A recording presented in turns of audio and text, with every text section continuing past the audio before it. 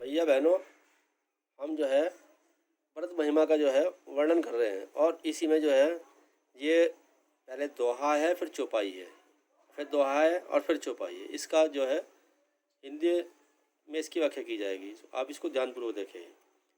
तो ये उस वक्त का वर्णन है जिस वक्त जो है भरत जी प्रभु श्री राम को लेने वन में गए थे, और जहाँ पे प्रभु श्री राम ठहरे हुए हैं वहाँ पे जो है भरत जी अपनी सेना के साथ उधर जा रहे हैं, और उससे जो है आकाश में धूल उड़ रही है और बहुत से पशु पक्षी उधर भागे आ रहे हैं। तब लक्ष्मण जी को संदेह होता है कि भरत जी हमारे ऊपर आक्रमण करने के लिए आ रहे हैं। तब प्रभु श्री राम उनकी शंका का निवारण करते हुए कह रहे हैं, भरत होई न राजमधु विधि हरि हर पद पाई, कबहू की कांजी सिकरनी क्षीर सिंधु बिसनाई। भरत होई न राजबंधु विधि हरि हर पद पाई। हे भाई लक्ष्मण, अगर भरत जी को विधि मने ब्रह्मा, हरि मने विष्णु, हर मतलब शंकर, इन तीनों का भी राज्य मिल जाए तो उनके अंदर राजमद अर्थात अभिमान नहीं आ सकता। क्योंकि कबहू की कांजी, कांजी एक खट्टा पदार्थ होता है सरसों के दाने के समान। सिकरिनी क्षीर सिंधु बिंसा है, क्योंकि कहा है कि कांजी से दूध फट जाता है, परंतु यहाँ पर कांजी और इसमें भरत में तुलना की गई कि भरत जी जो है भरत जी को बताया है और बताया है कि जो अयोध्या का राज्य है वह तो कांजी के समान है, और भरत जी का मन जो है वह क्षीर सागर था दूध के समान है। कि कबहू की कांजी सिकरण क्षीर सिंधु बिनसा है, कि कांजी थोड़े बहुत दूध को फाड़ सकती है, परंतु जो है दूध के सागर को कांजी नहीं फाड़ सकती, क्योंकि भरत जी जो है वह तो दूध के सागर के समान है और अयोध्या राज्य जो है वह कांजी के समान है। तिमेरु तरण तरणई मको गिलई, क्या कहा? तरुण तरुण प्रचंड सूर्य को अंधकार भले ही निगल जाए, गगनो मगन मको मेघ ही मिले, और यह आकाश प्रसन्नता पूर्वक चाहे मेघों में मिल जाए, मेघों में खो जाए, बादलों में खो जाए। गोपद जल बुढ़े घटजोनी, और चाहे गोपद गाय के खुर से बने हुए गड्ढे में अगस्त मुनि चाहे उसमें भले ही डूब जाए। सहज क्षमा बरु छाड़े छोनी, और चाहे पृथ्वी जो इसका स्वभाव है क्षमा करना, चाहे ये उसको छोड़ दे। मशक फूक मको मेरु उड़ाई, चाहे मच्छर की फूक से सुमेरु पर्वत भले उड़ जाए। होई न नरप मधु भरत ही भाई, हे भाई जो है भरत जी कभी जो है राजमद में मस्त नहीं होंगे। लखन तुम्हार सपत पितवाना, सुचे ही सुबंधु नहीं भरत समाना। हे लक्ष्मण जी, मैं तुम्हारी और पिताजी की सौगंध खा करके कहता हूँ कि भरत जी के समान अच्छा और गुणों वाला भाई इस पृथ्वी पर नहीं होना, उनके समान कोई नहीं है।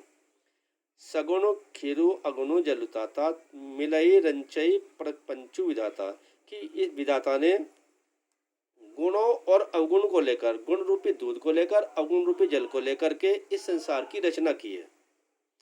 भरत हंस रविवंश तड़ागा, जन्म किन्हे गुण दोष विभागा, और भरत जैसे राजहंस ने अयोध्या रूपी तालाब में जन्म लेकर के, अर्थात रविवंश, रवि मतलब रघुकुल में, रघुकुल रूपी तालाब में जन्म लेकर के उन्होंने गुणों और दोषों को दूर कर दिया है। जिस प्रकार से राजहंस दूध और पानी को अलग अलग कर देता है, उसी प्रकार से भरत रूपी राजहंस ने गुणों को और अवगुणों को अलग अलग कर दिया है।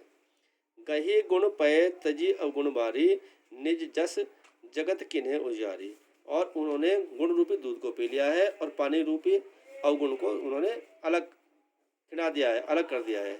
इस प्रकार निज जस जगत किन्हे उजियारी, और उन्होंने अपने यश से इस जगत को जो है उजिया दिया, अर्थात जो है इस जगत में उजाला कर दिया है अपने यश के कारण। कहे तो भरत गुणशील स्वभाव, इस प्रकार से प्रभु श्री राम भरत जी के गुणों की चर्चा करते हुए, शील और स्वभाव की करते हुए, प्रेम पयोधि मगन रघुराहो, प्रेम रूपी सागर में प्रसन्नता पूर्वक जैसे डूब जाते हैं। सुनी रघुवर वाणी विविध देखी भरत पर हेतु, और जैसे ही देवताओं ने भरत के लिए प्रभु श्री राम के इस प्रकार से प्रेम को देखा, विबुध का मतलब होता है देवता, हेतु मैंने प्यार। सकल सराहत राम सो, सभी देवता राम की सराहना करने लगे। प्रभु को कृपा निकेतु, और प्रभु जो है वह तो कृपा के निवास है, कृपा के घर है।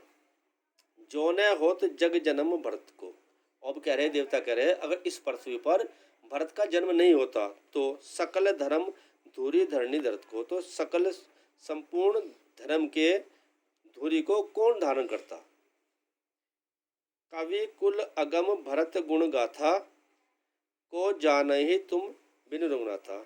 जिस भरत के गुणों को कभी भी नहीं जान सकते, उस उन गुणों को तो हे प्रभु तुम्हारे अलावा और कोई नहीं, और कौन दूसरा नहीं जान सकता है। लखन राम सिय सुनी सुरबाणी, अति सुख लहो न जाई बखानी। लखन राम और सीता ने देवताओं की इस प्रकार की वाणी को सुन करके उन्हें अत्यधिक सुख हुआ, और उस सुख का कोई वर्णन नहीं कर सकता है, बखान नहीं कर सकता है। यहाँ भरतु सब सहित सहाय, मंदाकिनी पुनीत नहाए। और जहाँ पर भरत जी जो है अपनी सेना अयोध्यावासियों के साथ में ठहरे हुए थे, उन सभी ने पवित्र मंदाकिनी में स्नान किया। सरित समीप राखी सब लोगा, मांगी मातु गुर सचिव ने होगा। और वहाँ पर भरत जी ने मंदाकिनी के निकट सभी को वहाँ पर रख करके, यानी कि छोड़ करके, माता गुरु और मंत्रियों से आज्ञा पा करके, आज्ञा लेकर के चले भरतु जहाँ सिया रघुराई, और वहाँ के लिए चल दिए जहाँ पर प्रभु श्री राम सिया के सीता की माता के साथ ठहरे हुए थे। साथ निषाद नाथु लघु भाई, और साथ में निषाद राज और अपने छोटे भाई शत्रुघ्न को भी ले लिया। समुझी मातु कर्तव्य सकुचाई, और जब मन ही मन में चल रहे हैं तो भरत जी के मन में आ रहा है कि उनकी माता केकई ने क्या किया था, और उसकी बात को मन में ला करके वे चलते हुए बड़े सकुचा रहे हैं। करत कुतरत कोटि मनमाए, और अनेक प्रकार से उनके मन में अनेक कुतर्क आ रहे हैं कि अगर वो मुझे माता के साथ मिला मानेंगे तो क्या पता मुझसे मिले या न मिले, और वहाँ से उठ के चले जाएं। राम लखनु सिय सुनी मम नाऊ, उठिए जानी अनंत तेजी जाहे तेज ठाऊं। अगर वह जो है मुझे अपनी माता की मति वाला मानेंगे तो ऐसा ना होकर कि जहाँ सिया राम लखन और प्रभु लक्ष्मण जी बैठे हैं तो वहाँ से उठ करके कहीं और ना चले जाएं। मातु मते महु मानी मोही, जो कुछ करे ही सो थोर। अगर मुझे माता की मति वाला माने तो मेरे बारे में जो भी कुछ कहे तो वो मेरे लिए थोड़ा होगा। अग अवगुण क्षमी आदर ही समझो अपनी ओर, अगर मुझे वह अपनी ओर अपन भ्राता समझेंगे तो मुझे प्रेम से गले लगा लेंगे। धन्यवाद।